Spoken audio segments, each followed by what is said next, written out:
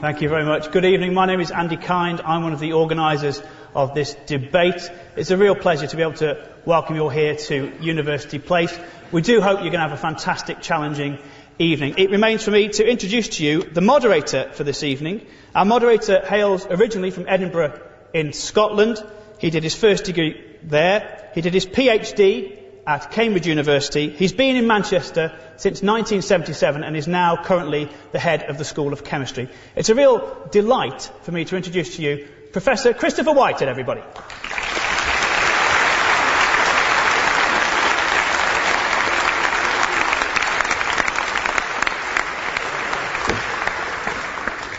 Well, thank you, Andy, for that. And can I welcome you all to the University of Manchester, not just those of you in this hall, but those of you upstairs in the overflow. I think it's appropriate in many ways that we should be having a debate of this sort at the University of Manchester.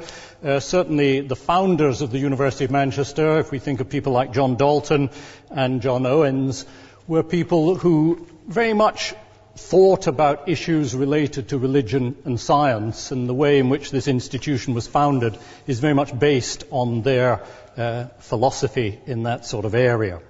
So, just before I tell you how we will organise the debate, let me first of all just introduce to you our two debaters. On my near right, William Lane Craig is Research Professor of Philosophy at Talbot School of Theology in La Mirada, California. He did a PhD at the University of Birmingham here in England before taking a doctorate in theology from the University of Munich. He's a popular international lecturer on university campuses and has authored and edited well over 30 books, including his particular book, Reasonable Faith. And he is a well-known debater on these topics. Peter Atkins is a chemist, British, and a former professor of chemistry at the University of Oxford, and is a fellow of Lincoln College. He is a prolific writer, particularly of chemistry textbooks. His book on physical chemistry was first published in 1978, and my estimate is that even in this university, several thousand students have been taught physical chemistry through that medium, some even perhaps in this audience. But Peter Atkins is also the author of a number of science books for the general public, but is also a well-known atheist. He's spoken and written on issues of humanism, atheism, and the incompatibility of science and religion. So those, ladies and gentlemen, are our two speakers for today. And the way in which we are going to organise the formal part of the debate is as follows. There will be opening presentations by both speakers of 20 minutes. There then will be the first rebuttal by each speaker, and those in turn will be 12 minutes. There will then be the second rebuttal by each speaker, which will be 8 minutes, and then we will have closing statements of 5 minutes. Now, the only thing which I have to do is to ensure that neither of the two gentlemen speaks out of turn, so that will be fine, and that neither of them exceeds by one teeny quotient of time the allotted period. And so we will, after even a second or two of overtime, remove them from the podium. So the first speaker who will start is Professor Craig. Thank you.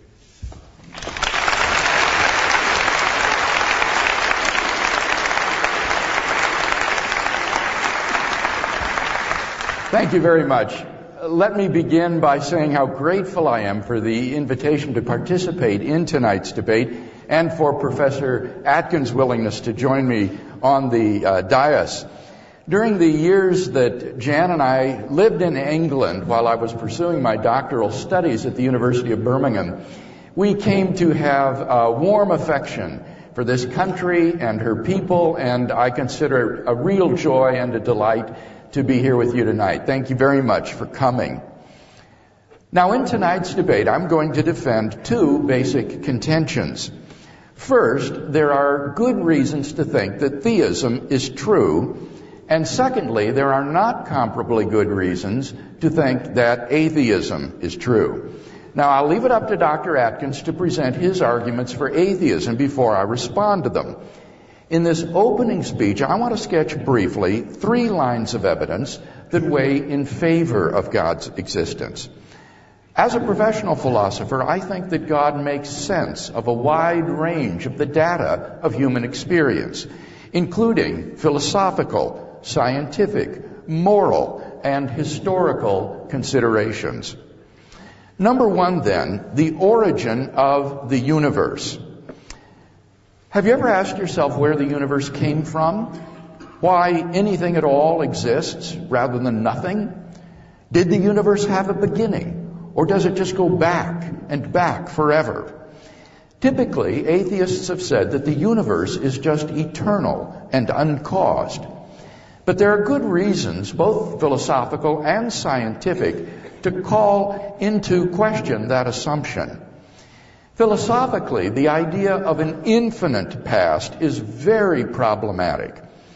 If the universe never had a beginning, that means that the number of past events in the history of the universe is infinite.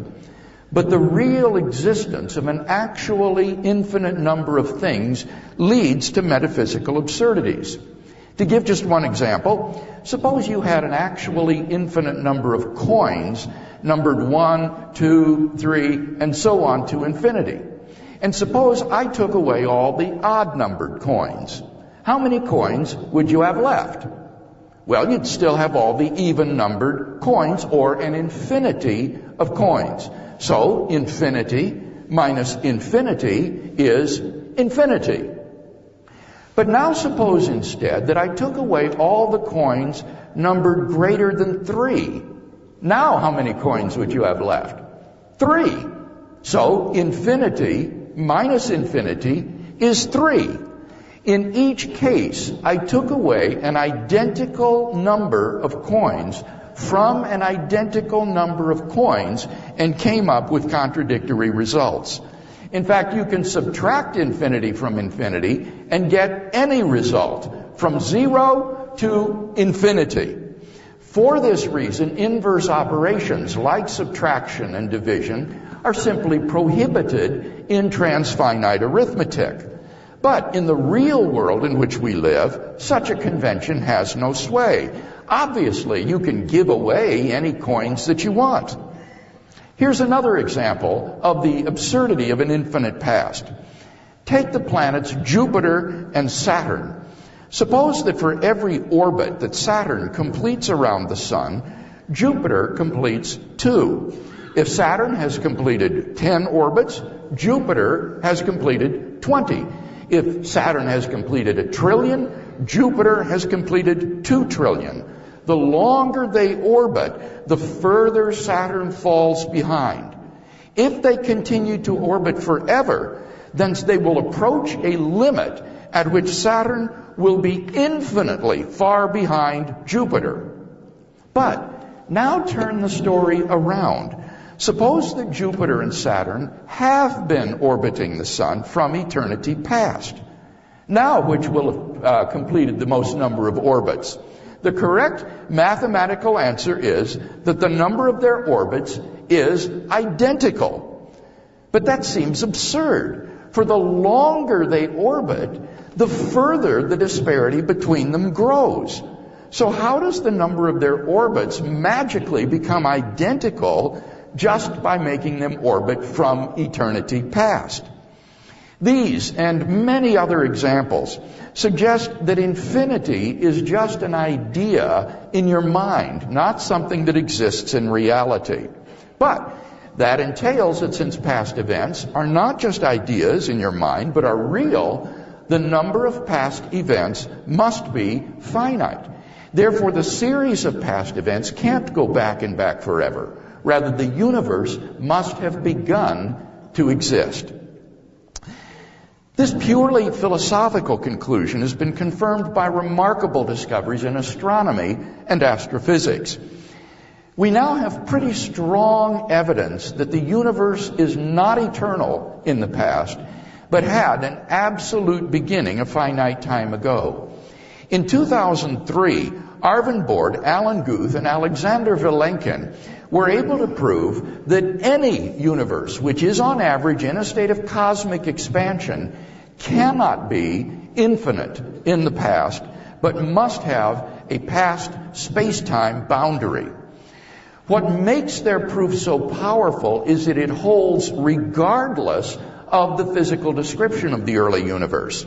Because we don't yet have a quantum theory of gravity, we can't yet provide a physical description of the first split second of the universe.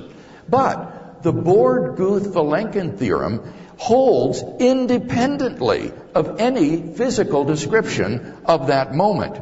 Their theorem implies that the quantum state of the early universe, the quantum vacuum state, that is to say, which some scientific popularizers have misleadingly and inaccurately characterized as nothing, cannot be eternal in the past, but must have an absolute beginning.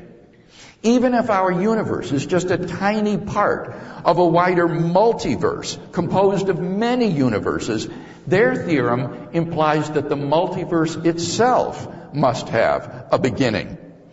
Now, of course, highly speculative scenarios, such as loop quantum gravity models, string models, even closed time-like curves, have been suggested to try to avoid this absolute beginning.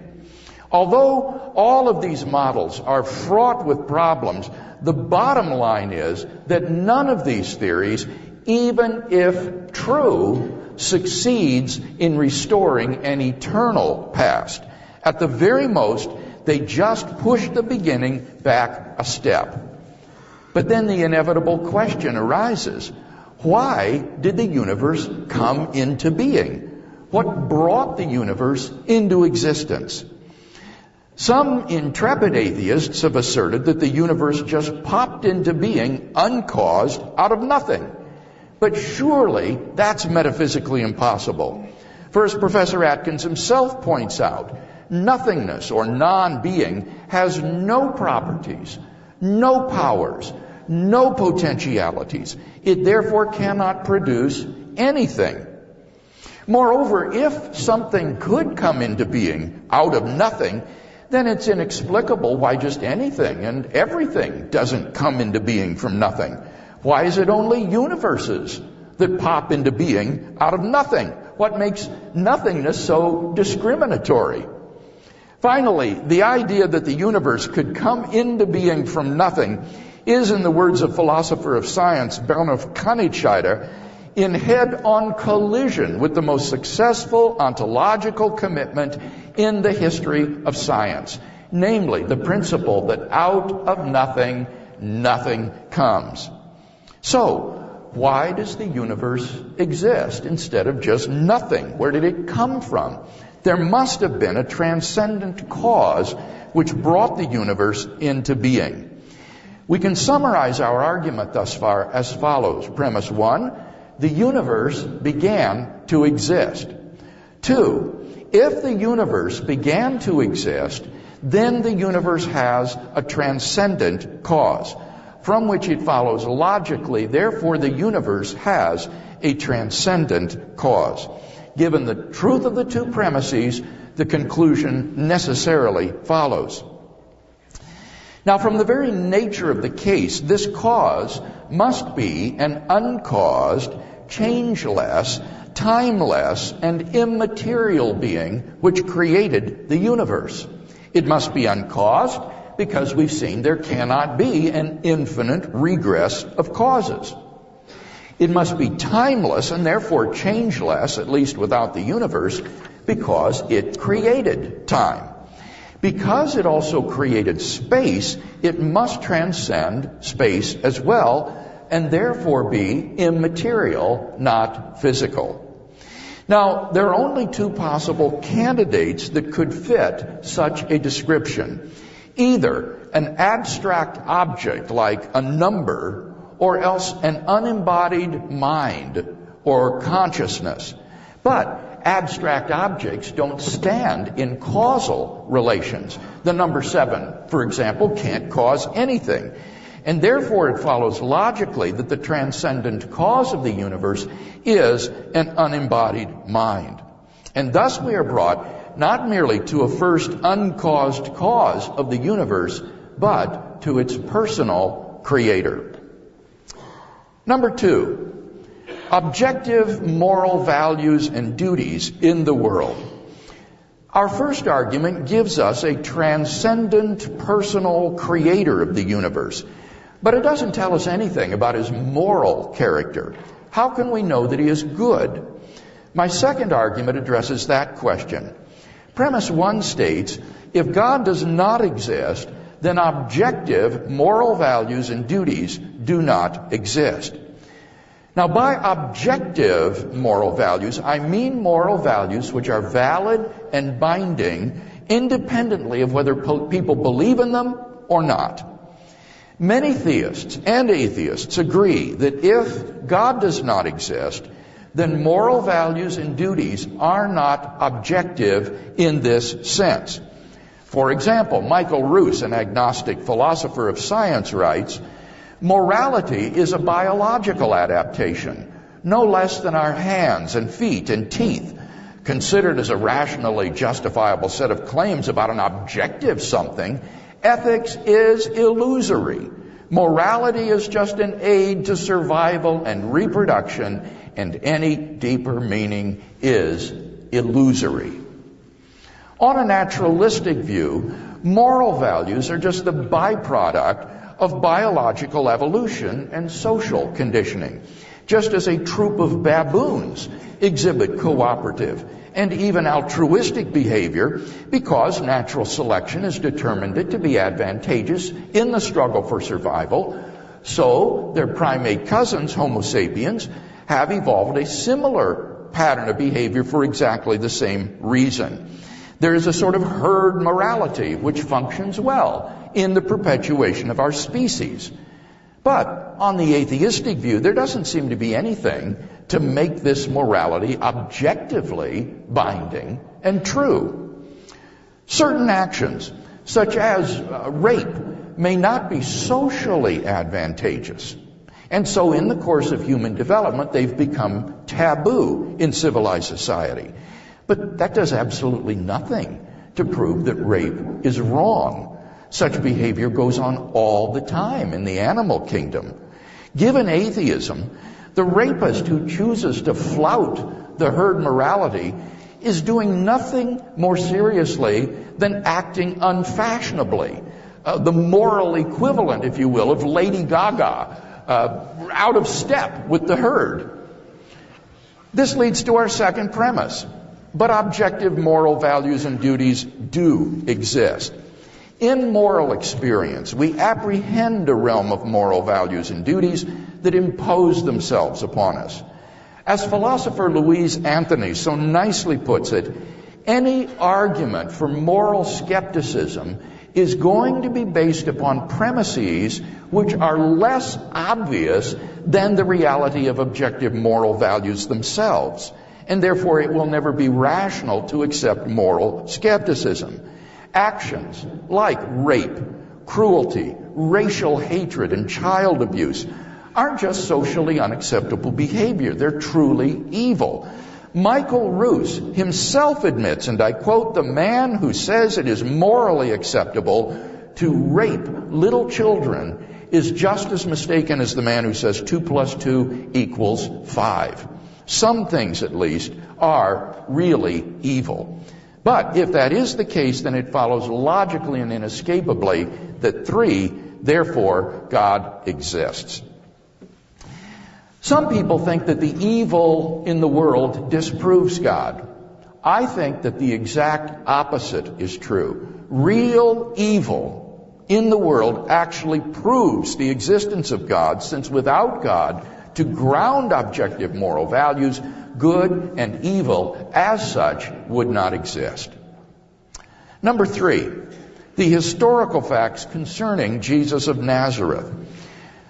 Our case so far gives us a generic monotheism affirmed by Jews, Christians, Muslims, and deists alike. But do we know anything more about who this God is?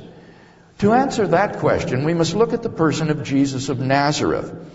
The historical person, Jesus of Nazareth, was by all accounts a remarkable person. Historians have reached something of a consensus that Jesus came on the scene with an unprecedented sense of divine authority, the authority to stand and speak in God's place. He claimed that in himself the kingdom of God had come, and as visible demonstrations of this fact, he carried out a ministry of miracle working and exorcisms. But the supreme confirmation of his claim was his resurrection from the dead. If Jesus really did rise from the dead, then it would seem that we have a divine miracle on our hands, and thus evidence for the existence of God. Now, most people probably think that the resurrection of Jesus is something you just believe in by faith or not. But there are actually three facts recognized by the majority of New Testament historians today, which I believe are best explained by the resurrection of Jesus. Fact number one, on the Sunday after his crucifixion, Jesus' tomb was found empty by a group of his women followers. According to Jakob Kramer, an Austrian specialist, by far most scholars hold firmly to the reliability of the biblical statements about the empty tomb.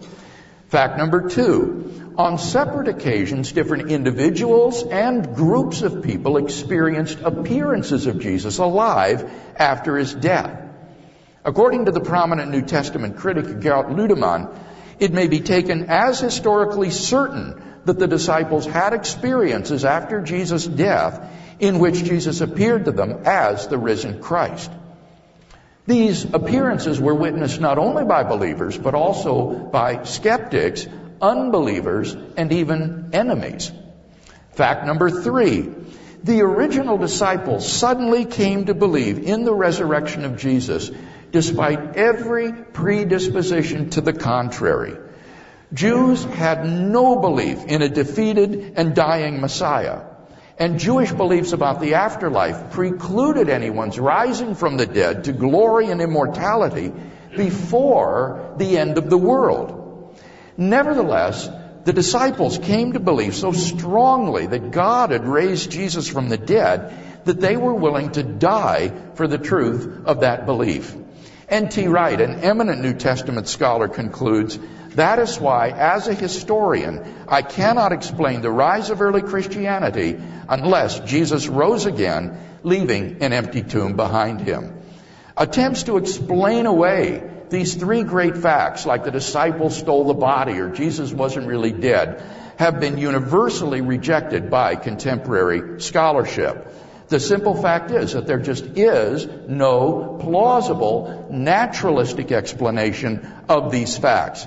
And therefore, it seems to me, the Christian is amply justified in believing that Jesus rose from the dead and therefore was who he claimed to be. But that entails that God exists. And thus we have a good inductive argument for the existence of God based on the resurrection of Jesus. In summary, then, I've presented a cumulative case based on the origin of the universe, the existence of objective moral values and duties in the world, and the historical facts concerning the resurrection of Jesus, for thinking that the God of Israel, the God revealed by Jesus of Nazareth, actually exists. Now, if Dr. Atkins wants to have us believe atheism instead, then what he needs to do is first to tear down all three of the arguments that I presented, and then in their place erect a case of his own to prove that God does not exist. Unless and until he does that, I think we should agree that theism is the more plausible worldview.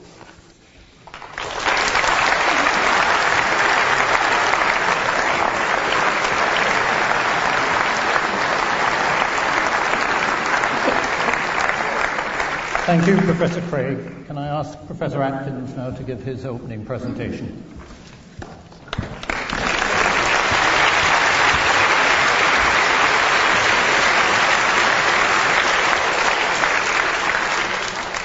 Thank you. Well, it's a real pleasure to be here. My immediate task, of course, is to set up my stall, not to respond to Dr. Craig's arguments at this stage. That will come later, although, as you will see, some of my remarks now will in fact touch upon what he has just raised. In fact, my task is to bring you forward from the 11th century, where you've been immersed with considerable erudition for the past 20 minutes, and bring you into the 21st century, and to present arguments based on 1,000 years of increasing knowledge about the world. Dr. Craig would have been a wonderful medieval apologist, and it's a pleasure to hear his erudite reprise, with a few elaborations, of course, of what could have been said 1,000 years ago. I do not say that scornfully. Dr. Craig has touched on arguments that have long troubled thinkers, believers and disbelievers alike, and their longevity underlines their importance to mankind. But first, an admission. I cannot prove that God does not exist. Everything there is could be the creation of an extraordinary entity that surpasses our understanding. It could be that the universe was created only a millisecond ago, with all our memories suddenly but falsely in place. It could be, as God is outside time, whatever that meaningless phrase means, that he hasn't decided even to make us yet. It's just conceivable that God did indeed create the universe 13.7 billion years ago. I cannot prove that he did not. All I can do is to assemble evidence that leads to the conclusion that God is not necessary for any aspect of the current world, and that there is a far simpler explanation for everything than the assertion of the existence of an omnipotent God. I have to say, of course, that many hold that the assertion that God made it is far, far simpler as an explanation of everything than a more pedestrian account in terms of physical laws. God, they say, is surely a simpler explanation than complex mechanism. Don't be seduced. The assertion that God did anything is simplistic rather than simple, and it is lazy. It is simplistic because an entity as functionally unbounded as a God must be of extraordinary complexity. It is lazy because it avoids becoming involved in untangling the web of events that have led to us. Any argument that simply asserts that God did it is a sign of a lazy mind, a mind that is content to wallow in assertion rather than embark upon climbing the intellectual Everest of comprehension. My argument against God is that there is nothing in the universe that cannot be explained, in prospect at least, without invoking that complex hypothesis. In other words, there are simpler explanations, or at least the prospect of simpler explanations, for absolutely everything. Because there are simpler explanations, or the prospect of them, there is no need to burden our understanding with the assertion that there is something more, namely an incomprehensible God. That billions of people believe to the contrary is of no consequence. Truth is not arrived at by majority vote. There are clearly huge psychological and cultural pressures imposed on people from an early age, and belief has been honed by the powerful into a potent weapon of crowd control. In the nasty, brutish brevity of an impoverished life, great comfort comes from the belief that there is better to come.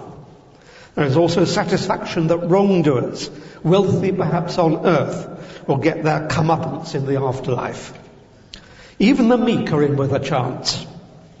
Angst and hope, angst at the prospect of one's own annihilation, and hope for unbounded ecstasy to come, are potent drivers into the jaws of belief. But the potency of the drivers and the huge majority of the hopers does not mean that the belief is correct.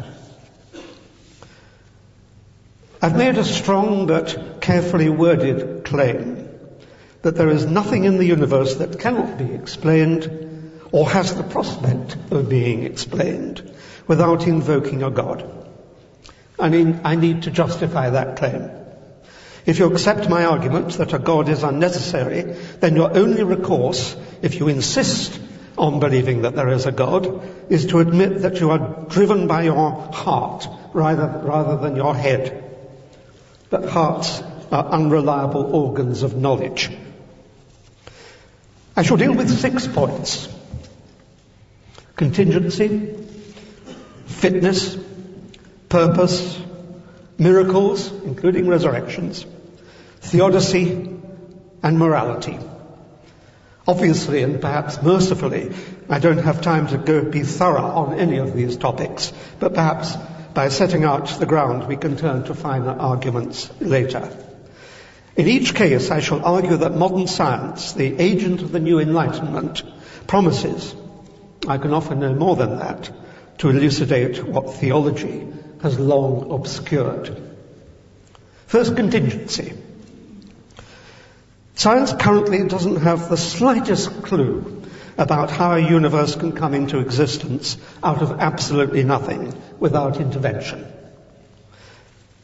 I will leave aside whether the universal is eternal in some sense and without a beginning. That's something to be determined by observation, not by the ruminations of philosophy.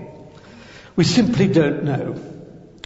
To make it harder for myself, I shall suppose for the sake of argument that there was a beginning. But there are 2 kinds of beginning, and it's important to distinguish them. One type of beginning is when an already existing universe gives rise to a daughter universe. Another type of a beginning is when absolutely nothing turns into a universe. I shall call that latter universe an original universe. Now, as you've just heard, some assert that a universe can spring from a quantum fluctuation. That may be true of a daughter universe, for an already existing mother universe has physical laws and a richly propertied vacuum. But when there is absolutely nothing, there are no physical laws, no quantum fluctuation. It's an empty term for the emergence of an original universe. And to make things harder for myself, but with an eye on trying to answer and not evade a deeply important question, I shall set aside the simpler problem of a daughter universe and consider the formation of an original universe. Did that original universe, although perhaps contingent, have to be caused? You have to realize that physical laws, which are summaries of observed behavior, come into existence as a universe comes into existence. That includes issues of causality. It is naive in the extreme to extrapolate our own experience of causality, which is essentially the working out of the consequences of physical laws, to an era before those laws existed. It is entirely possible that the unique event that marked the inception of the physical laws was itself an uncaused event. And what science has to do, in due course, is to discover how absolutely nothing can tumble into being and become apparently something. Is there any reason to believe that it might succeed? There's no doubt that it's actually edging towards that goal by burrowing back in time to discover that there was what there was immediately after the creation event. Look how far it has come in the past 100 years. We are starting to be confident about what first appeared, and we are certainly becoming aware of what needs to be known, such as refinements and perhaps replacements of general relativity and quantum theory. Once we know the nature of the newly formed universe, we can begin to speculate, as some actually already have, about the nature of the events that has given us the impression that there is something here in place of absolutely nothing. To say that we now have any knowledge at all about how it could happen would be a lie. But to say at this stage, and after so much progress, that God did it would be a premature admission of defeat. There is currently no need for a creator God. Secondly, fitness. One role of God, it is argued, is to choose the values of the fundamental constants so that images of him can emerge. I will discount the evidence that God has an apparently greater interest in ensuring the presence of gas and rocks rather than organisms, and concede the fact that this universe has properties that allow for the emergence of life. There are two principal arguments that throw into doubt that a thoughtful God was involved in the design of the universe. First, it could be the case that only a certain mix of fundamental constants could come into existence for a viable universe, and the fact that they allow life is just a happy accident. Second, it could be the case, and theoretical models give some credence to it, that ours is not the only universe. And if there is more than one universe, then there is no obvious reason why there is not an infinite number of universes. Why stop at 2? Why stop at 42? It could be that all those universes have the same mix of fundamental constants, each one allowing life. Or it could be that the fundamental constants take random values, and it is inevitable that one, or even an infinity of them, permit the emergence of life. No design appears to be necessary, and an argument that posits an essential designer God is lazy rather than convincing. There is currently no need for a designer God. Thirdly, purpose. Philosophers and their obfuscating cousins, the theologians, has puzzled for centuries over the purpose of the universe. Why did God make it? Boredom with absolutely nothing? Anxious for admirers? Keen that we should have the pleasures and the pains of existence? The trouble is, there is absolutely no evidence that the universe has any purpose whatsoever. This, like causality, is an extrapolation of puny human experience to an inappropriate cosmic scale. Each of us, of course, has purposes of various kinds, and so surely, they say, the universe has one too. Science proceeds to elucidate the workings of the world without invoking purpose, and finds not one jot of evidence for it. In fact, in my view, there is a grandeur in an entity as great as a universe, just hanging there, wholly without purpose. And if there is no purpose, there is no need to posit a purposeful God. Fourthly, miracles. I shall adopt the perhaps naive but common view that a miracle involves the suspension of natural law. Miracles of that kind have never, ever been observed. There is not one atom of reliable evidence that God has ever intervened in the world to suspend his laws. That the path to canonization requires physicians to certify that an event cannot be explained except by God responding to intercession by a candidate saint should result in the physicians being struck off for incompetence if they aver that a cure has no natural explanation. Even that great, pivotal, purported miracle, the resurrection, is a total fabrication, with other explanations far more cogent than anything divine. Even given that Jesus existed and was crucified, was he merely in a coma? Was his disappearance a cover-up for political reasons? Was it Golgotha Gate? Did the women forget which of the many post-crucifixion holes in the ground he was buried in? The Gospels are wholly unreliable, being politically motivated propaganda manifestos written long after the events they purport to report.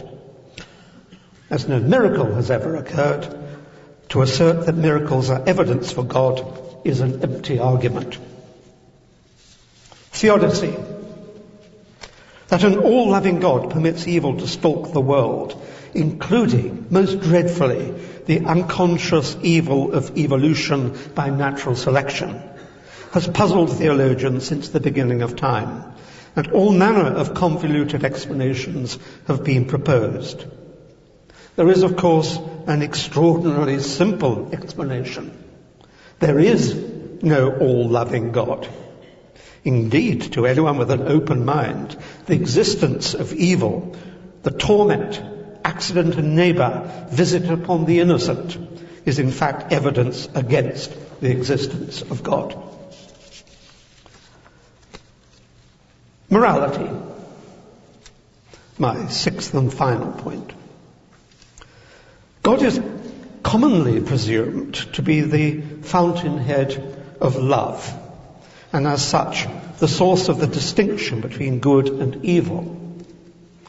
In my view, the distinction has emerged in the course of our evolutionary history. But it's not just the consequence of red in tooth and claw. Red in tooth and claw is coated in the milk of human kindness by our emerging ability to consider the consequences of our actions. To discover the roots of ethics, we might consult the so-called holy books for a variety of anecdotes and experiences that might match our own. But to understand the source of the distinction, we need to examine our ethological history, perhaps history itself, and certainly anthropology and psychology. Just as good manners have emerged for the sake of decorum and the avoidance of offence, so good behaviour has emerged for the sake of survival. It is childish to presume that there is an umpire God, and adult to consider how our actions stabilise society. I've considered some of the arguments that purport to establish the existence of God and have shown that they carry little force. In every case, there is a more cogent, or at least greater the likelihood of discovering a more cogent explanation. I can understand why the notion of God has arisen and persisted, for it provides a simple, purported explanation of great matters. It is a comfort blanket for the anxious and deprived, and it is a powerful weapon of control. You have a choice to accept, on faith alone, that there is a God, and lie back, luxuriating in the foam of satisfaction. There is no longer any need to think. For why pursue the incomprehensible any further than comforting assertion? Or you can take delight in the power of the collective human intellect, an intellect that burrows into experiences, is currently in hot pursuit of comprehension on this side of the grave, and adds to life the delight of true understanding. Thank you very much.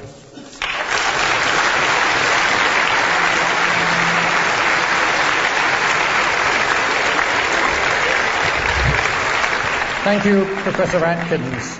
And now, Professor Craig, your first opportunity for a rebuttal.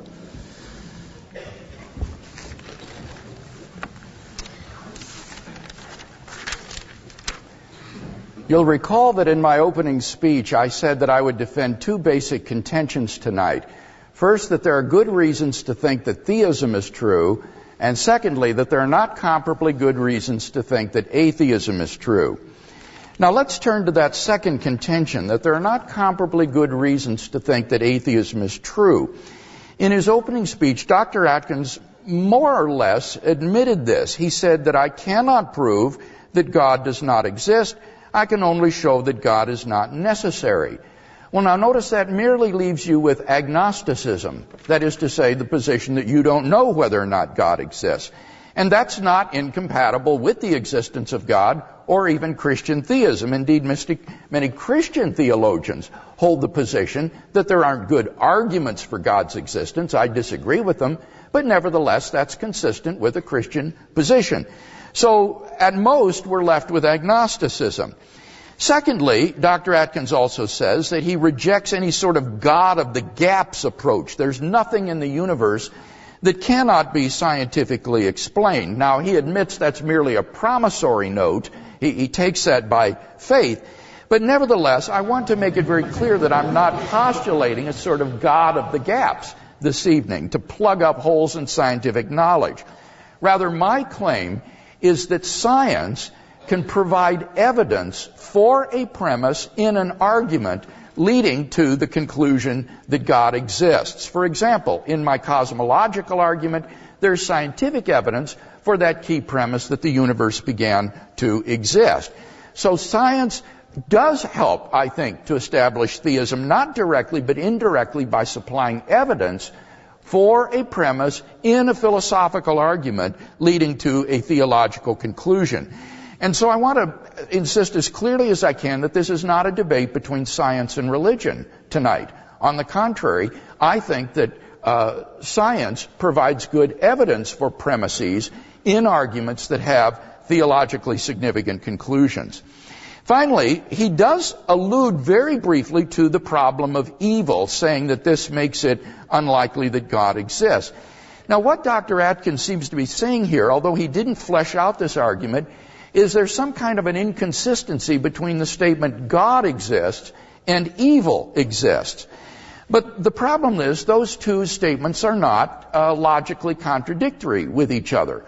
And therefore the atheist must be assuming some implicit premises, some hidden assumptions that would bring out that contradiction and make it explicit. The problem is no atheist has ever been able to identify what those hidden premises are. And if Dr. Atkins knows what they are, then I will ask him to please share them with us and to show us that those premises are necessarily true, because unless and until he does that, he hasn't shown any incompatibility between God and the evil in the world. Indeed, I would say that we can actually go one step further. We can actually show that God and the evil in the world are consistent. To do that, all you need to do is find a third statement that is composable or consistent with God's existence that entails that evil exists. Here's such a statement. God has morally sufficient reasons for permitting the evil in the world. As long as that is even possibly true, it shows that God and evil are logically consistent with each other. So Dr. Atkins would have to show us that it is impossible that God could have morally sufficient reasons for allowing the evil in the world. And in so doing, he will have taken on a burden of proof that is simply unsustainable by the atheist. The prominent metaphysician Peter Van Inwagen says, "It used to be held that evil was incompatible with the existence of God, that no possible world contained both God and evil. So far as I am able to tell, this thesis is no longer defended, not even by atheists." So we've not heard any good arguments for atheism this evening. What about my arguments on behalf of theism? First, I argued that the origin of the universe points to the existence of God. I argued first that the universe began to exist, and I presented both philosophical arguments and scientific evidence in support of that premise, and Dr. Atkins doesn't deny it. Then I said if the universe did begin to exist, then there was a transcendent cause of the universe which brought it into being. And here Dr. Atkins says, well, science can't explain how nothingness can turn into something, but he hopes that eventually it will. Now, it needs to be understood, first of all, that Professor Atkins is asking the wrong question. The question is not how nothing can turn itself into something. That is to treat nothingness as though it were something. But nothingness isn't anything. It has no properties, no powers, no potentialities. It can't turn itself into anything. The question, rather, is why did the universe come into being? Why did the universe begin to exist?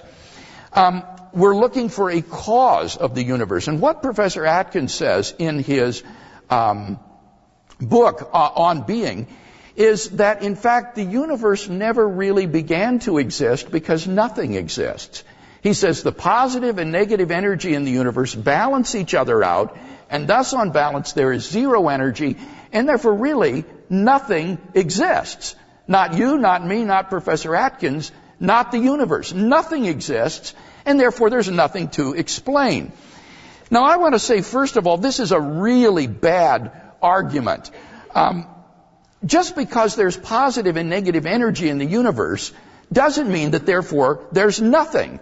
That would be like saying that if I've got 10 pounds in my wallet and I owe you 10 pounds, then in fact I've got nothing in my wallet, which is absurd. Just because on balance I have no financial statement of a positive nature doesn't mean I don't have any money or that money doesn't exist. And thus Christopher Isham, who is a quantum cosmologist at Imperial College, points out there still needs to be ontic seeding, as he puts it, to create the positive and negative energy in the first place. So this is a bad argument for nothing's existing. Secondly, I want to say, in any case, the conclusion is absurd. First of all, it's self-contradictory. If you say there is positive energy and there is negative energy, the is an existential is in those statements. You're saying there exists positive energy and there exists negative energy, and that contradicts the statement that nothing exists. So the position on its face is patently self-contradictory. Moreover, it is absurd to say that nothing exists. I at least exist. And I know that I exist. It's undeniable that you at least exist. I'm reminded of the story of a philosophy student, a fresher, who came bursting into his philosophy professor's office early one morning, unshaven, bleary-eyed. He'd obviously been up all night. He'd been reading Descartes, who doubted his own existence. And the student said to the professor, "Professor, I've got to know, do I exist?" And the professor looked at him and said, "Who wants to know?" At least your own existence is undeniable. And in any case, if Professor Atkins is right, then nobody has really offered this objection, right? Because nobody exists. So why should I bother refuting it if the objection doesn't even exist and nobody has ever raised it? So I think the conclusion is clearly absurd. I gave 3 reasons as to why something can't come into being out of nothing. First of all, as Professor Atkins recognized, nothingness has no properties, no powers, no potentiality. It's just non-being. It has no ability to produce anything. Second, if something could come from nothing, then just anything and everything could come into being from nothing. And it's inexplicable why it's just universes. Why not root beer and Beethoven and bicycles? Nothingness, there's nothing about nothingness that could make it discriminatory, because nothingness has no power. It's not anything. And then finally, as I say, to suggest that things come into being out of nothing would completely undermine the whole project of modern science. The most important principle underlying modern science is that out of nothing, nothing comes, and therefore we seek explanations. So his view is deeply unscientific, I think. So it follows from those premises that therefore the universe has a cause, and then I deduced philosophically some of the conclusions, or rather some of the attributes of that cause. Notice I didn't in any time postulate God to fill a gap in scientific knowledge. This is a philosophical argument offered by a metaphysician for a philosophical conclusion. Secondly, I argued that objective moral values and duties in the world point to God, and Professor Atkins hasn't yet responded specifically to that, and we'll wait to hear his response. Thirdly, on the resurrection of Jesus, all Dr. Atkins had to say is there's absolutely no evidence of miracles. Well, I beg to differ. In the case of the resurrection of Jesus, you've got the empty tomb, the post-mortem appearances, and the origin of the Christian faith itself. And these are agreed upon by the majority of New Testament historians who have written on this subject. N.T. Wright, a very prominent British scholar in this area, says, and I quote, "The empty tomb and appearances have a historical probability so high as to be virtually certain, like the death of Augustus Caesar in AD 14 or the fall of Jerusalem in AD 70. So these facts are firmly established and agreed upon. The only question is, how do you best explain them? Well, here Dr. Atkins says maybe it was a cover-up. This is to recur to the old conspiracy theory of English deism that was offered back in the 17th century, and which no contemporary scholar would defend today. To mention just a couple of problems with it, it's hugely implausible.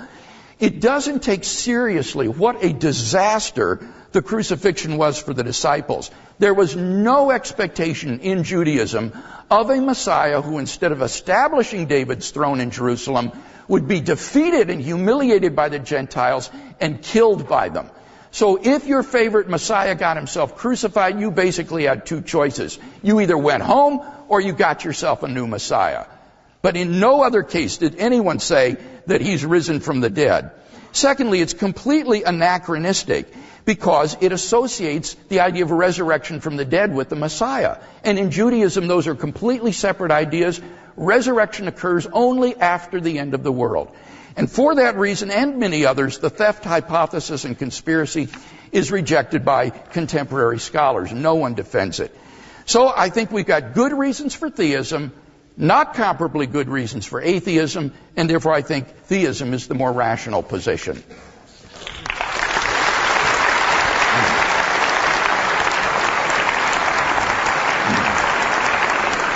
Thank you.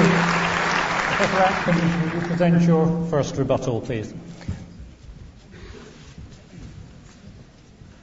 I'd like to perhaps paraphrase a remark by the economist J.K. Galbraith, who said that astrology was invented in order to make economic forecasting look respectable. I'd like to say that theology was invented to make philosophy look respectable. You've heard nothing but obfuscation. Let me remind you, because I have to, my first rebuttal refers to the first 20 minutes of Dr. Craig's presentation, rather than his immediate one. The level of argument that we heard relating to the eternal nature of the universe. It was that planets clearly have not been going round the sun an infinite number of times. I shorten the rather ludicrous argument that we actually heard. No one ever says that. He's raised a straw man. What we're really concerned about is whether the universe itself is infinite. And we can measure the life of the solar system. It's about 5 billion years. We can measure the life of the universe as 13.7 billion years. We weren't talking about that at all. We were talking about whether the sequence of universes might be infinite and that there was never actually a beginning. You cannot argue against that by philosophy. You cannot argue against that by theology. The only way you can argue about it is by looking at the evidence, and we heard no evidence whatsoever. And arguments about infinity are always extraordinarily doubtful. I mean, Professor Craig said that an infinite number of events has never occurred in the universe. I refer him to Zeno, halving the distance again, never getting anywhere. But clearly, if you've got an infinite number of halving of the distances, you get anywhere you want to. So never listen to an argument about infinity. It's infinitely slippery. The travesty of my remarks about nothing coming from nothing. Let me take that as an example. What I wanted to show is that science is circumspect in the way that it approaches the great questions of being. Okay, it looks around, and if you're a naive looker around, a philosopher, a theologian, a gardener, a farmer, you will see a huge amount of energy in the universe, and you will marvel at God's bounty. But then, as a scientist, you think again. And you say, yes, I can measure the amount of energy in the universe. I won't just lie back and think about it. I will measure it, because once I put numbers to ideas, they become testable and verifiable. And to determine the energy of the universe, the first thing I do is to weigh it. So I weigh the mass, I determine the mass of a galaxy, and then I multiply it by the square of the speed of light. And through E equals mc squared, I get the energy that that galaxy represents. I do it for this galaxy, that galaxy, this galaxy. Every galaxy in the universe, not just the ones we can see. And I get a colossal value. And I lie back and wonder at God's munificence. And then I say, but I've forgotten something, which is the gravitational attraction between galaxies. And whenever you have two attracting bodies, they lower their energy. And if you take the gravitational attraction of this galaxy with that one, it lowers that first sum we got a little bit. Then this galaxy with that one, this galaxy with that one, this galaxy with that one. And the signs are, and we're not completely certain about this, because we do not jump to conclusions in science. We are circumspect, imaginative, and honest. We find that gravitational attraction reduces that original huge energy we had to zero. In other words, God's munificence was zero. And you don't need a God if the God isn't going to give you anything. What science does is to simplify the questions that need to be answered. It doesn't say there was nothing originally, there's nothing now. What it does is to simplify the question that needs to be asked. We're moving cautiously, imaginatively, and reliably to understanding the incipience of the universe by identifying what questions truly have to be answered. There is nothing here, I will concede that, but it's an extremely interesting form of nothing. There was nothing originally. There is nothing here now, but it's through whatever event took place at the inception of the universe, it became an interesting form of nothing, which seems to be something. It may be metaphysical, and it may sound stupid, but what I'm doing is identifying the question that needs to be answered, not just sitting back in awe and saying, look at the universe, fantastic job, it obviously needed someone really rather special to do it.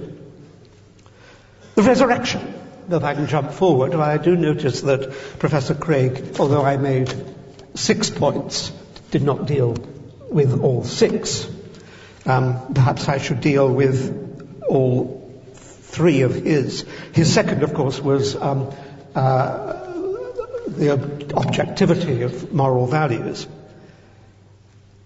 To say that you cannot be moral without a God is frankly disgusting. I am moral. I do not believe that I am guided by a God. And I think it casts a slur on atheists everywhere in the world to presume that they are evil because they believe there is no God.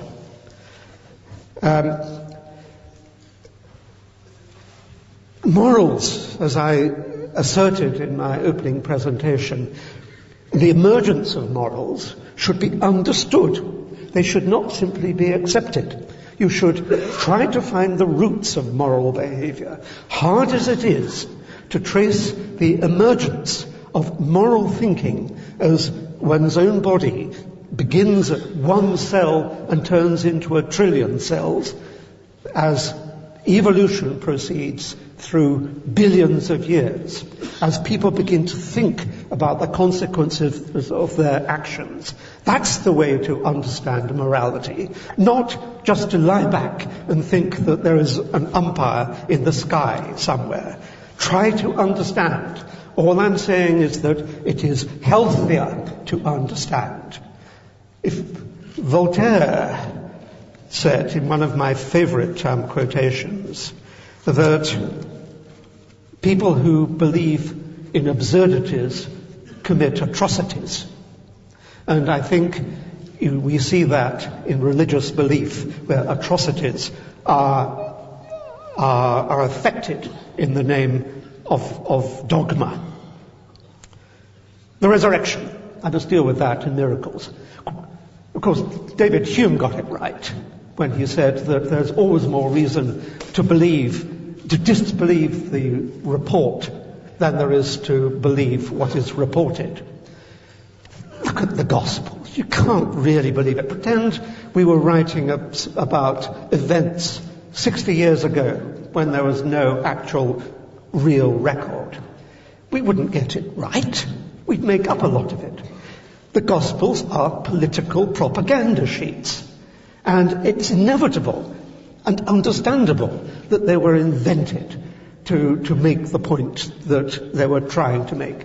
Yes, Joshua, if he existed, Jesus, I suppose you might call him, and I can well believe that in the Palestine of 2,000 years ago there were lots of Joshuas around, that was probably a very nice man, and was certainly written up to be a very nice man by the people compiling the Gospels to establish the creed that they wanted to. But the actual evidence is extremely slender.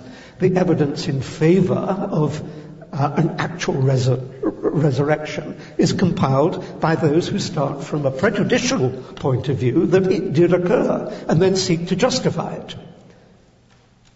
Others, those who deny the resurrection, say, this is such an extraordinary event, we need real extraordinary evidence to support it. And there is no real extraordinary evidence to support it. So why should you believe it? Because you can see that it was invented as a political manifesto? No, you cannot possibly believe it.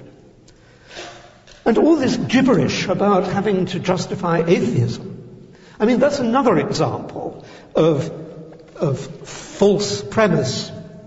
If I come into a room and say, I don't understand anything, I will start from the simplest explanation, and I will let you convince me that my simple explanation is inadequate.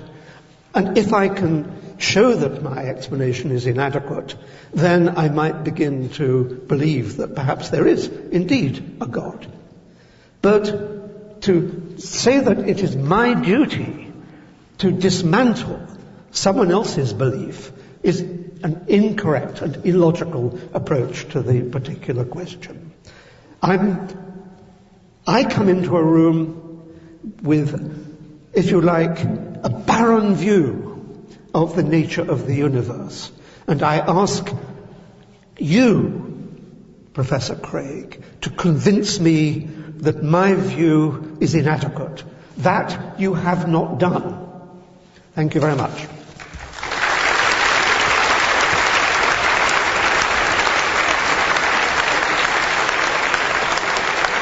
Thank you. Professor Craig, now for the second round of rebuttals. Thank you.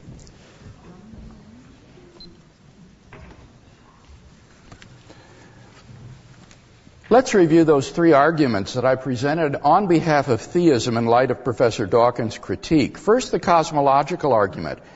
I presented philosophical and scientific evidence in support of the premise that the universe began to exist. In his last speech, I understood Professor Dawkins simply to assert that the arguments against an infinite regress are no good, but I heard no refutation of my examples that I gave to illustrate this, nor any reason as to why the reasoning was invalid. It needs to be understood here that the mathematical existence of the infinite is not in question. I'm talking about whether or not an actually infinite number of things can exist in reality. In their textbook, Mathematics and the Imagination, Edward Kastner and James Newman comment with regard to the infinite, its existence in any form is a matter of considerable doubt. The infinite certainly does not exist in the same sense that we say there are fish in the sea. Existence in the mathematical sense is wholly different from the existence of objects in the physical world. And I'm arguing that it's absurd metaphysically for there to be an actually infinite number of real objects, and I don't think Professor Atkins has dealt with my arguments. Secondly, with respect to the evidence for the beginning of the universe, again, he asserted there's no evidence scientifically for the beginning, but I presented the evidence in my opening speech. The Born-Guth-Vilenkin theorem, which is independent of any physical description of the early universe, requires a past space-time boundary. Here's what Alex Vilenkin himself says in his book, Many Worlds in One. He says, "It is said that an argument is what convinces reasonable men, and a proof is what it takes to convince even an unreasonable man. With the proof now in place, cosmologists can no longer hide behind the possibility of a past eternal universe. They have to face the problem of a cosmic beginning." Now, Dr. Atkins is a reasonable man, and therefore he should be convinced by the Born-Guth-Vilenkin theorem and face this problem of a cosmic beginning. And in fact, as I say, in his book, he does so. He argues that the way you get around the problem is by saying that nothing exists, that there was nothing then and there is nothing now, but I didn't hear a response to my refutation of that the argument for that based on positive and negative energy is misguided, and secondly, that the conclusion is absurd because it's self-contradictory and also because his own existence, at least, is undeniable. So it seems to me that we have good grounds for thinking the universe has a cause which is beginningless, uncaused, changeless, timeless, immaterial, enormously powerful, and personal. With respect to the moral argument for the existence of God, I first argued that if God does not exist, objective moral values and duties do not exist.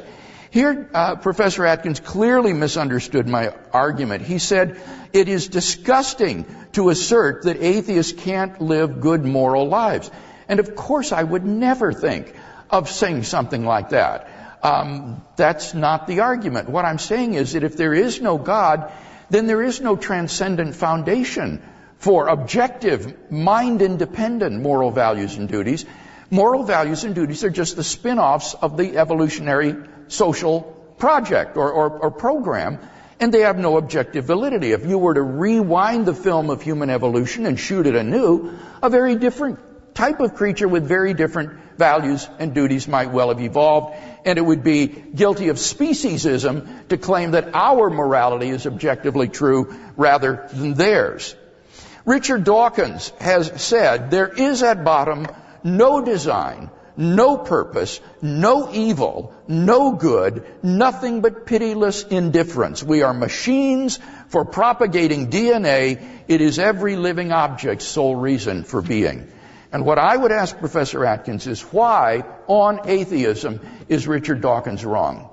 It seems to me that on atheism he's right, and indeed reading Professor Atkins' books, I think that Professor Atkins would actually agree with this, that moral values are just the byproducts of sociobiological evolution and have no objective validity. But my second premise is that objective moral values and duties do exist. In moral experience, we apprehend a realm of objective moral values, and there's no more reason to deny their objectivity than the objectivity of the physical world around us. So if you agree with me that there are certain things that are truly evil, like racial discrimination, hatred, abuse of spouses, rape of little children, then you will agree with me that God exists as a transcendent foundation for these objective moral values. Thirdly, I suggested that the evidence for Jesus' resurrection points to the existence of God, and shared the empty tomb, the appearances, and the origin of the Christian faith. Now, Dr. Atkins doesn't deny those facts so much as appeal to David Hume's argument against miracles to say that it's impossible to prove miracles using evidence because miracles are so improbable. I have a twofold response to this. First of all, David Hume didn't understand the probability calculus. It wasn't developed in David Hume's day. And therefore, contemporary theorists know that Hume's argument is mathematically fallacious. It is demonstrably fallacious. Peter Millikan, whom I debated earlier this week, a Hume scholar and expert, admits that Hume's maxim is fallacious. It is false, he says. What Hume neglected was the crucial probability that we should have the evidence we do if the resurrection had not occurred. That is to say, what is the probability that there should be an empty tomb, post-mortem appearances, and the origin of the disciples' belief in Jesus' resurrection if there were no resurrection, if it hadn't occurred? That probability is very, very, very low. And that can offset any intrinsic improbability in the resurrection itself. So Hume simply didn't understand the probability calculus, and a contemporary scientist should not appeal to David Hume to justify his skepticism concerning miracles. Secondly, why think that a resurrection is intrinsically improbable? What is improbable is that Jesus rose naturally from the dead. That is incredibly improbable, that all the cells in Jesus' body spontaneously and naturally came back to life again. I agree, that's improbable, but that's not the hypothesis. The hypothesis is that God raised Jesus from the dead. And if the background information you consider includes the cosmological and the moral arguments, then I don't think it's at all improbable that if God exists, he should raise Jesus of Nazareth from the dead. So there's simply no intrinsic improbability in such an event. Dr. Atkins says it's not the simplest explanation. Well, I think that's arguable, but in any case, you have to also consider explanatory power, explanatory scope, plausibility, and so forth. And when you do, I think the resurrection emerges head and shoulders above any of the far-fetched alternatives, such as the conspiracy hypothesis suggested by Professor Atkins this evening.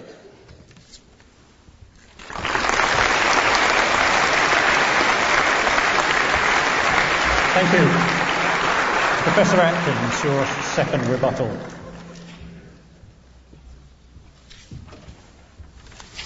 It was said by Dr. Craig earlier that this is not an argument between science and religion. You bet it is.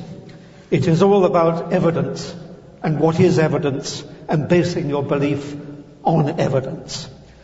There is no evidence whatsoever for any assertion that Dr. Craig has made this evening. You have to accept that everything you have heard him say can be accepted on faith and cannot be demonstrated by evidence. What I have tried to do this evening is to show that scientists are moving cautiously forwards on the basis of collecting evidence and being guided towards understanding. That is the difference. If you start from the position of being faithful, that is, you start from the view that God does exist, then of course you can explain absolutely everything. But how childish the explanations are. They are, God wanted it. God wanted Jesus to be reconstituted. God did it. God wanted the world. He could make a world. These are fairy stories. These aren't explanations. These do not lead you to understanding. These do not lead you to comprehension. These do not lead you to getting through a day and saying, I have learned something about the nature of the world. They are lazy slogans. They are not explanations. Yes, when I presented my remarks, they were based on faith. I have been accused by Dr. Craig of having a kind of faith. I don't deny that, but it is a faith that can be tested this side of the grave, rather than the faith that he professes that can be tested only on the other side of the grave. Whenever you listen to a philosopher speaking, there is always an air of pessimism. Another remark might illustrate what I have in mind. Auguste Comte, in the middle of the 19th century, the founder of sociology, said, under no circumstances ever will we know the composition of the stars and the temperatures of their surfaces. You show me a star, I will tell you its composition, I will tell you its temperature. Philosophers say, you will never do this. Scientists say, wait, we are getting there, and we're getting there reliably. My point this evening is that the questions that we are debating about the origin of the universe, the composition of the universe, which actually Dr. Craig has ignored in my opening remarks, the purpose of the universe, which once again Dr. Craig ignored in my presentation, has not in any sense rebutted. All those things are extraordinarily difficult questions. But science, in its cautious, tortoise-like way, is edging towards finding ways to answer them. And it is edging towards them without needing to invoke a God to present, if you like, to introduce a supernatural element into the discussion. So, Dr. Craig's remarks were all about wizards and the supernatural. Mine were about finding reliable explanations that everyone can understand. I mean, think about the resurrection, if that's pivotal to this evening's discussion. The fact that a number of people saw Jesus after he was crucified is outweighed by the fact, perhaps, that even more people saw Elvis. But, was Elvis resurrected after he died? It's a well-known Elvis effect that you're desperate to see someone that you have lost.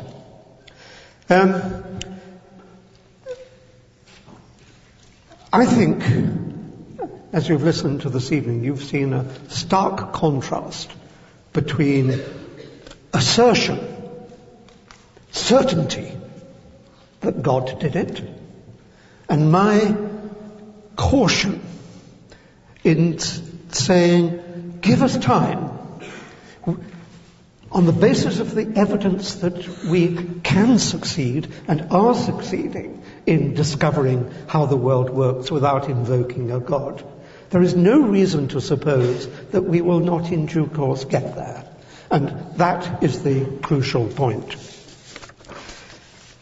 As to morality, one is led by religion into dreadful corners of the world. Let me remind you of an article that appeared in The Independent last week. It touches upon Manchester. Worshippers in Manchester, perhaps you were among them, although what I'm about to say suggests that you were not. Worshippers in Manchester have stopped taking life-saving drugs after being persuaded about the healing power of God. And a BBC London investigation yesterday revealed that at least 3 women with HIV/AIDS have died after they stopped taking medication on the advice of their pastors. Now, why did God let them die? You can see the danger that the idea of God introduces into the concept of what is right and what is wrong. The pastors were evil people to tell them to stop taking their medication, and they were guided, they thought, by God. I would prefer not to be guided by that particular God.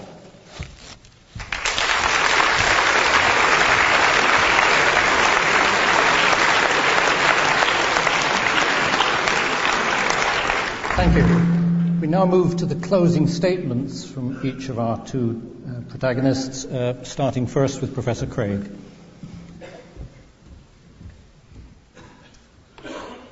Well, again, I want to thank Professor Atkins for participating in this stimulating debate this evening, and I hope that you've enjoyed it as much as I have. Let's draw together some of the threads of this debate in this closing speech and see if we can draw some conclusions. First, have we seen any good arguments for theism? Well, it seems to me that we certainly have. First, we had the cosmological argument based on the origin of the universe. I presented evidence, scientific and philosophical, that the universe began to exist, and that has not been refuted. I then argued that if the universe began to exist, there had to be a transcendent cause of the universe. And here all Professor Atkins can say is that science is edging toward the answers. Ladies and gentlemen, science is not edging toward explaining how being can come out of non-being. That is a philosophical, metaphysical question, not a physical question. What science is edging toward is answering the question, did the universe have a beginning, or is the universe infinite in the past? And all of the evidence that I am familiar with is on the side of the scale that said the universe is finite in the past. It is not past eternal. The Borg-Guth-Vilenkin theorem requires the finitude of the universe in the past. I know of no evidence whatsoever that the universe has existed from infinity. Moreover, there's nothing in science that would explain how something can come into being out of nothing. Indeed, as I showed, science presupposes the principle that out of nothing, nothing comes. Otherwise, there would be utter chaos in the scientific enterprise. You wouldn't be able to explain anything scientifically because you could just say it came into being out of nothing. So I think we have good grounds for believing in a transcendent cause of the universe endowed with the attributes I suggested. Secondly, the moral argument has gone largely undiscussed tonight. I've argued that if God doesn't exist, then there is no transcendent standard for objective moral values and duties, and we're just lost in sociocultural relativism. But that secondly, it is plausible that objective moral values and duties do exist. Any argument for moral skepticism will be based upon premises which are less obviously true than the existence of objective moral duties and values themselves. And therefore, we've got good grounds for believing that God exists as a foundation for objective moral values and duties. Thirdly, with respect to the resurrection, all Professor Atkins is reduced to saying now is that the appearances of Jesus are comparable to Elvis sightings. Well, it seems to me that the Elvis sightings were either lies, as is most probable, or hallucinations. But neither of those explanations is a good explanation of the resurrection appearances. The resurrection appearances were clearly not lies. I'm not aware of any Elvis sighter who has been willing to go to a tortuous death for his belief in having seen Elvis risen from the dead. The resurrection appearances are not hallucinations. The diversity of the appearances, many groups and individuals, different locales, different circumstances, believers, unbelievers, skeptics alike. Secondly, it wouldn't have led to belief in Jesus' resurrection. Seeing hallucinations of Jesus would have at most led them to believe that Jesus had been assumed into heaven, but not risen from the dead, which ran contrary to Jewish beliefs. And thirdly, it leaves the empty tomb unexplained. In order to explain the empty tomb, you've got to conjoin an independent hypothesis to the hallucination hypothesis in order to explain all the data. So his explanation has inadequate explanatory scope and therefore fails as a good explanation. It's less simple than the explanation the disciples gave that Jesus is risen from the dead. Finally, have we seen comparably good arguments for atheism tonight? I think in all honesty we'd have to say no, we have not. The problem of evil was mentioned but then dropped. Dr. Atkins has tried to cast this as a debate between science and religion. But if you've noticed, I offered arguments for my theism. He's not dealing with a preacher here tonight. He's dealing with a philosopher who has offered deductive arguments for theism.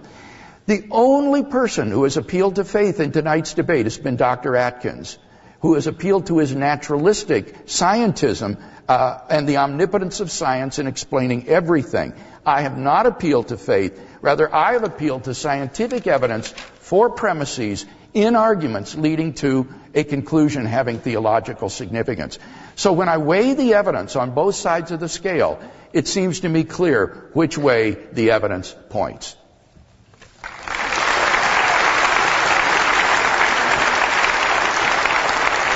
Thank you.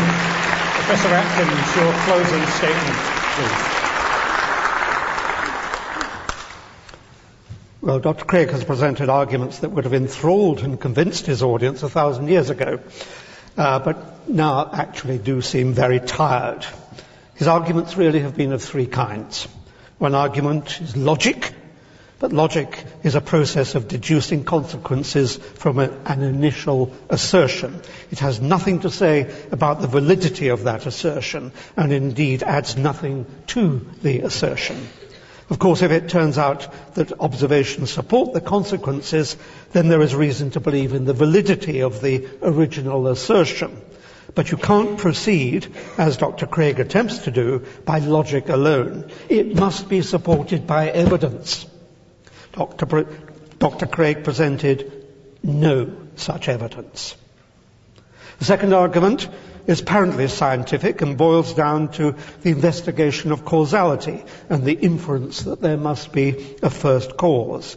This is a powerful classical argument that has survived for 1,000 years, yet it is empty, for it is merely an extrapolation of the current properties of the universe to an era when it did not exist.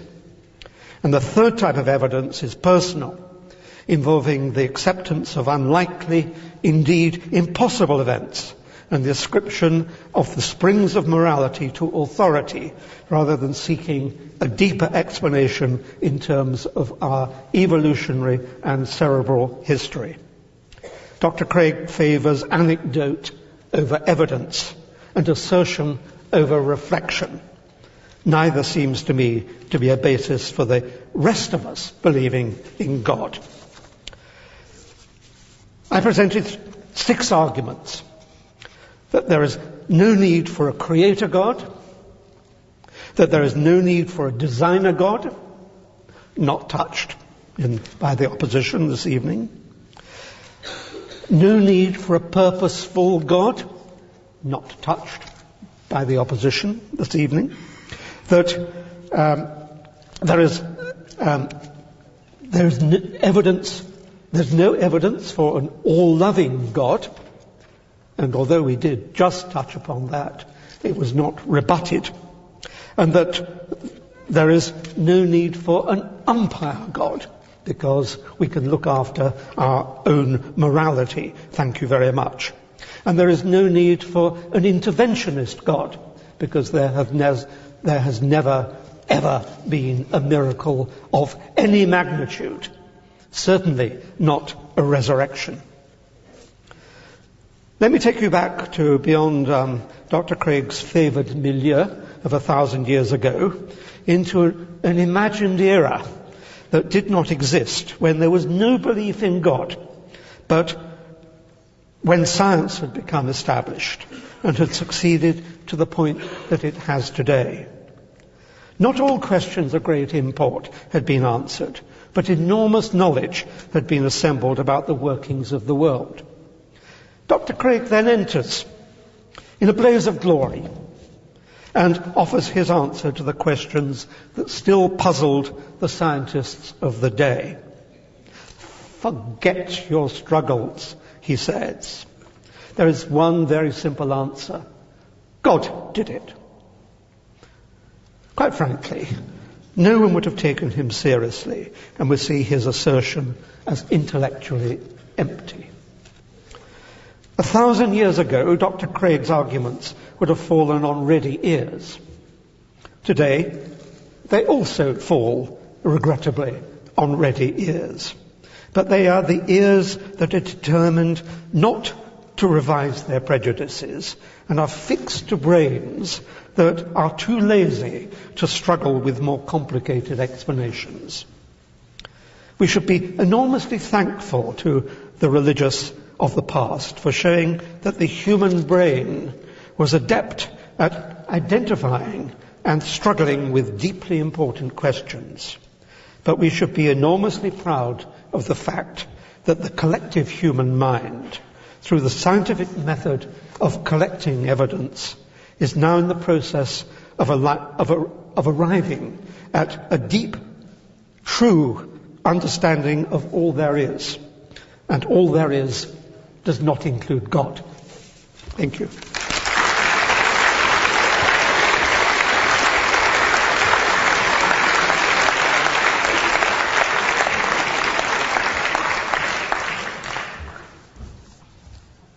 Well, that concludes the formal part of this evening's debate. Unlike some debates, we will not take a vote. The purpose of this debate, I think, in many ways, is to give people arguments, reasons, things for them to take forward, things to work upon.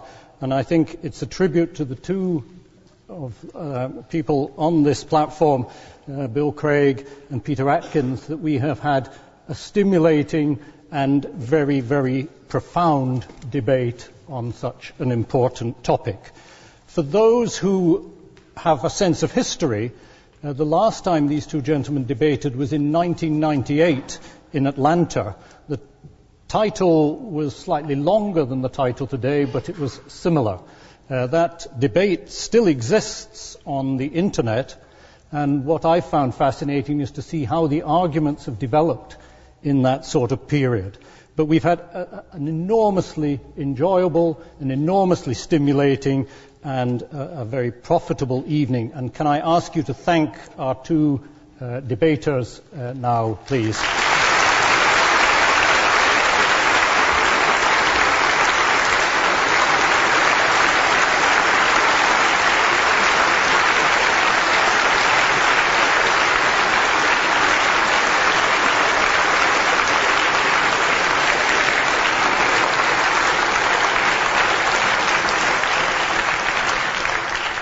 Now, we have but a small time remaining to us. Not enough time, I'm afraid, to take question and answers from the hall. But we have with us Peter Williams, who may be known to some of you. He's philosopher in residence at the Damara Trust, and also is a lecturer in journalism and communication in Norway. He has experience of chairing discussions, and so what he is going to do, in a sense, is to just take a few highlights and, in a more informal way, to discuss or to ask our two people to answer the questions. My suggestion is you just take the format that we've got here, and we will have perhaps a quarter of an hour to talk on that. So, Peter, thank you. Well, okay, we're on. Marvellous, thank you very much. We were going to move to some more comfortable chairs, but we don't have time for that. So these gentlemen will have to bear with us on this one. I thought that was absolutely fascinating, and particularly, I think one issue that came across for me was this whole issue of whether this was really a debate between science and religion, or perhaps more broadly, actually a debate between science and philosophy, as approaches to how we know things, how we answer questions. So, Bill, are you simply a pessimistic philosopher telling us what we can't know and then plugging in your favourite theological conclusions? I hope that that's clear to everyone here tonight, that that's not my approach. I am an avid reader of science with an avocation in cosmology. I'm very, very interested in the question of the finitude of the past, and also in the question of the fine-tuning of the universe for intelligent life, which we haven't discussed this evening. But what I'm arguing, to repeat, it's a carefully articulated claim, is that science can provide evidence for a premise in an argument leading to a conclusion having theological significance. So that premise, the universe began to exist, is a religiously neutral statement, which you can find in any textbook on astronomy and astrophysics. It is a statement to which scientific evidence is relevant. And that's all my appeal is to with respect to science, not to appeal to science to prove God or use God to plug up gaps in knowledge. Okay, well, Professor Atkins, would you like to comment on what you think about philosophy trying to use science to do philosophy? Is that a mistake to try and answer questions in that method that sort of philosophy is a complete outlining? waste of time.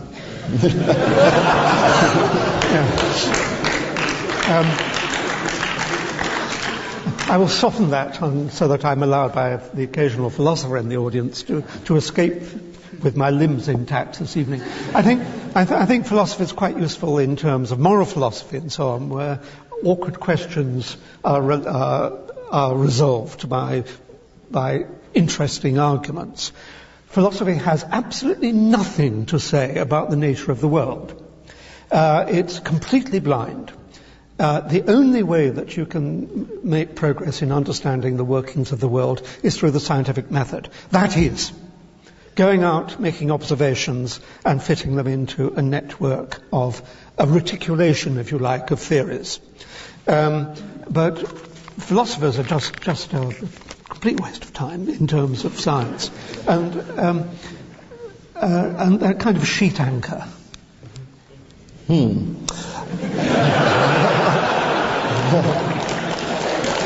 Between these two guys, it's a good job I'm sitting in the middle, I think. Do I get a chance to come back you on want that? to come back? Well, Sure. I think that's really a naive view. The man who claims to have no need of philosophy is the one who is most apt to be Didn't say that, Bill. I didn't say deceived that by at all. it. I said that philosophy does not enable you to understand the workings of the world. Only science enables you to understand the workings of the world. I don't care as you philosophers reflect upon the discoveries of science, but you're not going to find out anything just by sitting there thinking about it. But even that is a statement that is a philosophical statement that you just made. No, That's a there's plenty statement of evidence in the scientific past. realism. There's plenty of evidence in the past that the Greeks sat about thinking about the universe. Look where it got them. Fascinating. They got them into the history books, didn't get them into the science books. It was only when Galileo came along and his successors, people started to do experiments to see what the world really looked like, rather than just what they thought it ought to look like. But in seeing what the world really looked like, Professor Atkins, don't you see that you are assuming a philosophical position about science, namely scientific realism? If you're an anti-realist, then you would say, well, science doesn't really tell us anything about the world. Starting to emerge. Well, let's rephrase the question like this. Is your position then, Professor Atkins, that science, not only, as you say in your book, is the only way to answer the questions about the nature of reality, but that science doesn't even need to assume anything philosophical in order for the scientific project itself to work, that science kind of supports itself, as it were, as a project of understanding? Yes, I absolutely think that. I think certainly the sciences give food for philosophical thought, but I don't think philosophers give much food for scientific thought. Okay, so, and would you agree that science can be a self-supporting enterprise of understanding reality? Doesn't the very success of science, for example, justify doing science? Well, now that's a different question. Justify doing science. Yes, certainly there can be a pragmatic justification. But Professor Atkins and I think, are both after questions of truth. Not just does science work. I mean, that is a philosophy of science, namely instrumentalism or operationalism. Stephen Hawking, in his recent book, The Grand Design, adopts this kind of operationalist view. He says we develop models of reality, but they're just more or less useful. They really tell us nothing about the way the world is. Well, that's absolute nonsense, isn't it? Well, I agree, it's nonsense, but that's a philosophical point of view.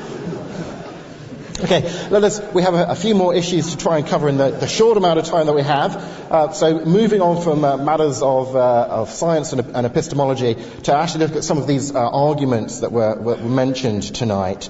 I thought one very interesting point that Professor Atkins made against your cosmological argument, Bill, was this point about you can't invoke causality in trying to explain why there is a universe, why the universe began, and so on, because causal laws depend upon there being a universe in existence, which it describes, and so you can't invoke causal laws when there is no universe being assumed. Yeah, this is a mistake.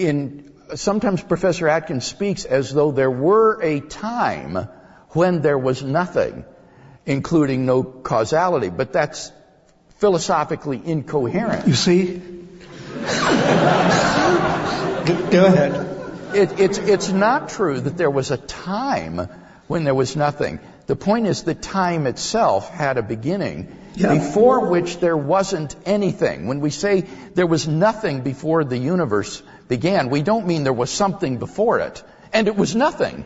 What we mean is there wasn't anything before it. The universe came into being, and the question is, does that require a transcendent cause, or can the universe just pop into being without a cause? And it seems to me that causality is a metaphysical principle, not just a sort of law of gravity or law of thermodynamics, which governs being as being, and being doesn't come from non-being. Being only comes from being. But presumably you would think that causality can only be a scientific principle because philosophy is not the way to go here. So you can only invoke causality in a scientific sense from your viewpoint. Is that correct? Well, absolutely. I mean, philosophical arguments about there being a metaphysics before there was a universe seems to be absolute nonsense again. The answer to the inception of the universe will not come from sitting on our backsides and thinking about what might have happened. It will come from assembling evidence and building a model and seeing whether the model actually results in this observed universe. And when scientists have done that, philosophers will say, oh yeah, we didn't think of that. We see now. So philosophers will always follow where science has led. Well, I mean... That's so naive. I mean, that is really a naive view of science and of philosophy. Science is replete with philosophical assumptions that make science possible. And that's why I said before, the person who thinks that he isn't doing philosophy or has no need of philosophy is the person who's going to not understand his own philosophical assumptions that he tacitly makes and therefore is uncritical of them.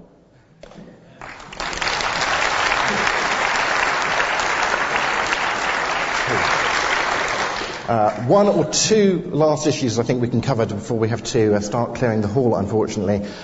You said in your closing speech, Professor Atkins, that these pastors that you mentioned who'd convinced some Christians to stop taking their medication... It wasn't in my closing speech, but it was... Sorry. You mentioned these pastors who'd convinced people to stop taking their medication. You said that these were evil people. Yeah. But when you claim that they're evil people, I'd like to clarify, because we didn't quite get onto this point about morality. Do you mean objectively evil or subjectively evil? I mean, they're a nasty bunch. And that they shouldn't have done what they did because it ruined the lives of people that they were in power over. And I regard that as a kind of evil. Right. Yes, but is this more than something... You talked about the evolution of morality and then human reflection and so on, but there's nothing outside of that in terms of moral standards that you judge people's actions by, in your view? Yeah, I think it's objectively immoral to kill people. Because I think what has emerged through evolution is a stable society when, on the whole, you don't kill your neighbour. I mean, if you'd started to, if there was a tribe where the mores were that you killed your next door neighbour every Thursday morning, then that tribe would disappear after a few weeks. But our morality has led to stability. We've got a way of living in a complex, interactive society. Aha. So, Professor Craig, you can have objective morals because it is objectively the case that behaving this way is the only way to have a stable, thriving, flourishing society. So there is an objectivity to morals without God? That just is to say that the herd morality that has emerged among Homo sapiens has utility in the struggle for survival. And no one would deny that there are conditions under which Homo sapiens flourish if they have these kind of social interactions. But that's true also of pigs, of elephants, of any kind of... We can also think about the consequences of actions, and that's the difference. It's not just red and too thin claw. It's our being able to reflect upon what's going to happen. No group of pigs has invented its own national health service. This group of pigs has. Well, because we can see that it's socially cohesive. The antisocial person who rejects the values that you're suggesting isn't on this view doing anything objectively wrong. He's just going contrary to the social mores that have developed. But there isn't any sort of binding nature on this, these social mores, apart from what the people themselves think. That's why they're so different in different parts of the world. Exactly, and that lands us in socio-cultural relativism, as I said. Without a transcendent foundation, one culture's values are just as good as another's. But people in Saudi Arabia would think that there is another transcendental reason for cutting off people's hands, whereas you don't. And I would be inclined to be on your side in these matters. Good, but then on an atheistic view, it's very difficult to see why these Islamic radicals are wrong. They just have a different... Because, if I were to try to summarize my own modus operandi, it would be that I do not want to obtrude into the lives of others. I don't want to quench other people's aspirations, would be better put. Now, I agree that leads you into all sorts of questions about universalism, because I think it was probably quite good of me, actually, to have interfered in the life of Adolf Hitler. Yes. So I do draw the line somewhere. But on the whole, I think a good way of getting through life is not to thwart the aspirations of others. That's what you think. Yeah. Yeah. Okay. He thwarted a lot of aspirations. Yeah. Fine. Right. Looking at my watch, it's really unfortunate that we don't have more time to extend this interesting conversation, but perhaps it is nice that we ended on something of a note of agreement about the view on at least one premise of one of the arguments that have been covered this evening. Thank you very much to you, and thank you very much to our debaters.